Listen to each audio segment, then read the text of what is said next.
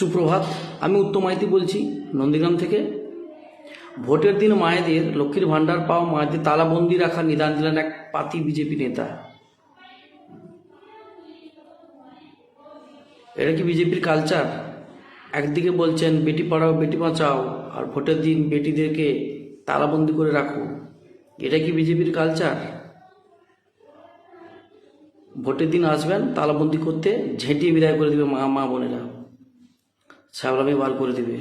এই বাংলা স্বামী বিবেকানন্দের বাংলা, এই বাংলা বিদ্যাসাগরের বাংলা, এই বাংলা রামকৃষ্ণ পরমহংসদেবের বাংলা। এখানে বহিরাগতদের কোনো ঠাঁই নেই।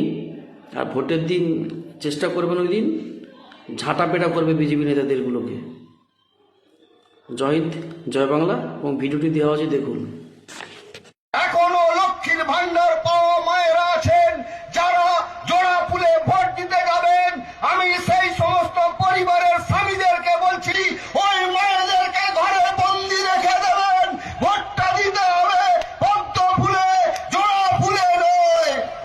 এখনো লক্ষ্মীর ভান্ডার পাওয়া মায়েরা আছেন যারা জোড়া ফুলে ভোট দিতে যাবেন। আমি সেই সমস্ত পরিবারের স্বামীদেরকে বলছি, ওই মায়েদেরকে ঘরে বন্দি রেখে দেবেন। যেসব মায়েরা লক্ষ্মীর ভান্ডার পেয়ে তৃণমূলকে ভোট দিতে যাবে তাদের স্বামীদের বলবো তাদের স্ত্রীদের ঘরে বন্দি করে রেখে ভোট দিতে যাবেন। দাসপুরের কলাইকুণ্ডুর মাঠে বিজেপির সংকল্প জনসভার মঞ্চ থেকে এমনই বিতর্কিত মন্তব্য করলেন বিজেপির রাজ্য কমিটির সদস্য কালীপদ সেনগুপ্ত। দেখলেন তো ভিডিওটি, কিভাবে একটা বিজেপি পাতি নেতা বলছে ভোটের দিন নিদান দিচ্ছে যে লক্ষ্মীর ভাণ্ডার পাওয়া মায়েদের বাড়িতে তালাবন্দি করে রাখুন। তাই 2026-এ বিজেপি হাঁটাও, বাংলা বাঁচাও।